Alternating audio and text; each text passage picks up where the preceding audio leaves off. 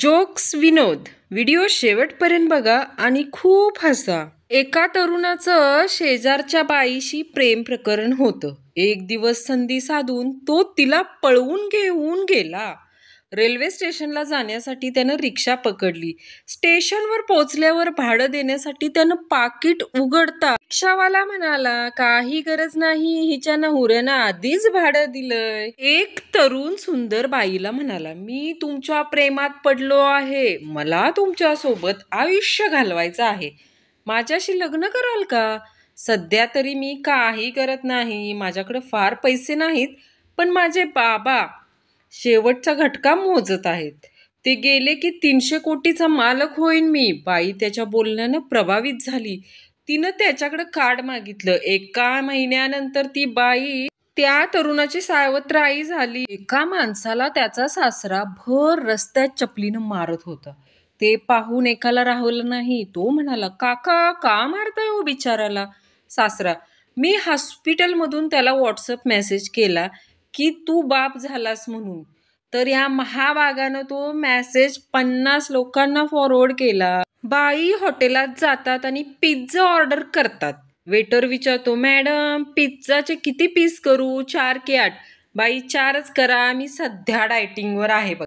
एक बाई आहे ना दुसऱ्या बाईला म्हणते, माझ्याकडे कार आहे, बंगला आहे, बँक बॅलन्स आहे, तुमच्याकडे काय आहे? दुसरी बाई म्हणाली अत्यंत शांत आवाजात, माझ्याकडे 20 वर्षापूर्वी माझ्या लग्नासाठी तयार केलेला सूट आहे, तो अजूनही मला फिट बसतो. पहिली बाई आता जिमला जाते. आता कुकर बनवणाऱ्यांना कंपन्यांपुढं नवं आव्हान उभं राहिलं आहे. महिलांकडून मागणी आहे की कुकर असा असावा की जो शिट्ट्या वाजताना 1, 2, 3 असे आकडेही बोलेल.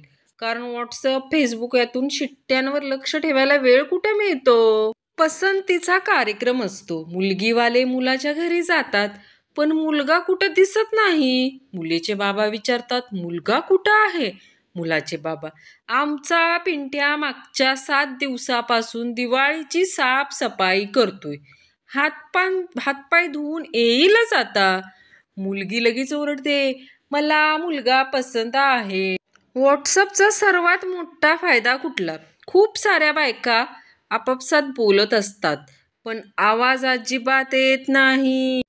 बायको तणतणतच घरात आली. चेहरा पाहूनच नवऱ्यानं ओळखलं काहीतरी झालंय, पण त्यानं काही विचारायचं टाळलं.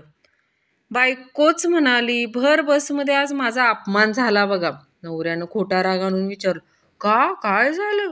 कोणी अपमान केला तुझा? मी स्टॉपवर उतरायला उठले तर कंडक्टर लगेच म्हणाला, आता त्या बाईच्या सीटवर 3घे जण बसा. हा किस्सा आठवला की नवरा अजून हसतो. संतू एकदा न राहून बायकोला म्हणाला, तू शिल्लक गोष्टीवरून किती पैसे उधळतेस ग? हे ऐकून बायको भडकली, आणि तुम्ही उधळता ते चालतं? संतू, मी कधी आणि कुठं पैसे उधळले? बायको, इतकी वर्ष झाली LIC भरताय, पैसा मिळाला का अजून? संतूने स्वतःच्या तोंडात मारून घेतलं. गल्लीतून एकाचा आवाज आला, 400 रुपयात आयुष्य बसून का? मी आश्चर्यानं बाहेर बघायला गेलो. पाहिलं तर खुर्ची विकणारा ओरडत होता. एकदा एका व्यापाऱ्यानं दुबईच्या शेखला रक्त देऊन त्याचे प्राण वाचवले. शेखनं खुश होऊन तिला मर्सडीज कार गिफ्ट केली. शेखला पाहून रक्ताची गरज लागली. व्यापाऱ्यानं पुन्हा रक्त दिलं. यावेळी शेखनं त्याला फक्त लाडू दिले. व्यापारी रागाने, यावेळी फक्त लाडू? शेख म्हणाला, आता माझ्या शरीरातही व्यापाराचं रक्त वाहतंय. उल्टे जवाब देने के कारण एक दिन एडमिन की पिटाई हो गई और हाथ फ्रैक्चर हो गया. एक दोस्त उसके घर आया, दोस्त, हाथ में चोट लग गई क्या? एडमिन, नहीं, फॅशन है. झक्का सुक्का ना. साखरेचे पोते सुईने उसवले, साखरेचे पोते सुईने उसवले. काळ्या कुट्ट पोरीनं ॲडमिनला पावडर लावून फसवले. गुरुजी, गण्या, जगात किती देश? गण्या, एकच देश आहे, भारत. गुरुजी संतापून, आणि मग अमेरिका, पाकिस्तान, चीन, नेपाळ ह्या तुझ्या काही सासरवाड्या आहेत का? गण्या, गुरुजी, हे तर विदेश आहेत सर. सूरजने 35 धावा झाल्यावर बॅट उंचावून प्रेक्षकांना नमस्कार केला. त्याच्या या कृतीने सर्वच अवाक झाले. सूरज सोबत म्हणाला, तुला 35चा महिमा माहित नाही काय? 35 गुण मिळाल्यावर आपण पास होतो ना. सूरज रिक्षाचे एक चाक काढत होता.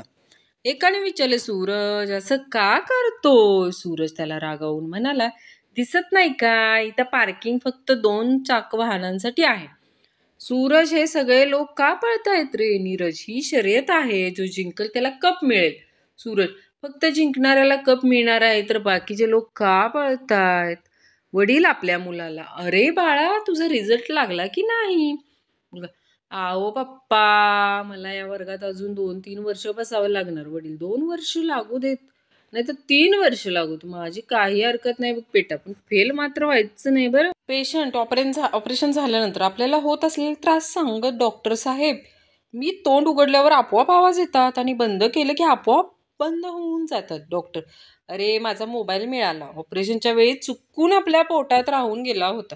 सूरजने हॉटेलमध्ये चहा पिताना नीरज सेवकास सांगितले की हा चहा कसा आहे? सेवक नीरजला उत्तरला, हा चहा दार्जिलिंगचा आहे. सूरज, म्हणूनच हा गरमीत पण थंडच आहे. सूरजने नवी इंडिका घेतली. तिच्या मागे लिहिलं होतं, सावन को आने दो.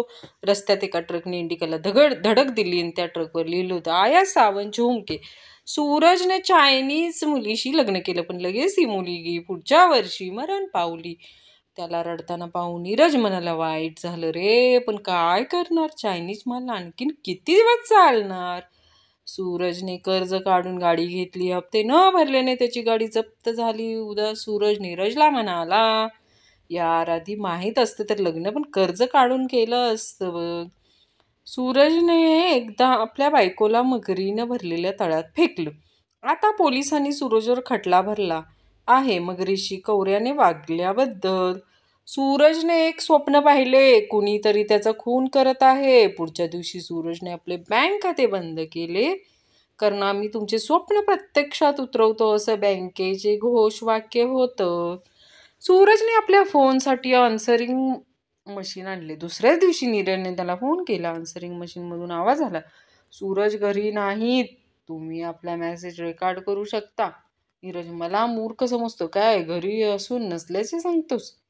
सूरजचे 20 पडून निधन झाले. आश्चर्य म्हणजे त्याच्या मृतदेहाच्या चेहऱ्यावर हास्य होते. चित्रगुप्ताने विचारलं, शिवे, तुझ्या चेहऱ्यावर हास्य कसे? ओजिओ तो ऐसा हुआ. सूरज तसंच हसत सांगू लागला, मला वाटलं कोणीतरी फोटो काढतंय. सूरज काल एक पुरुष कुणा स्त्रीला मारत होता. मी त्यास म्हटले, खरा मर्द असतील तर मर्दाशी लढ. नीरज, सूरज होणार काय आहे? मला शुद्ध आली तेव्हा मी दवाखान्यात होतो.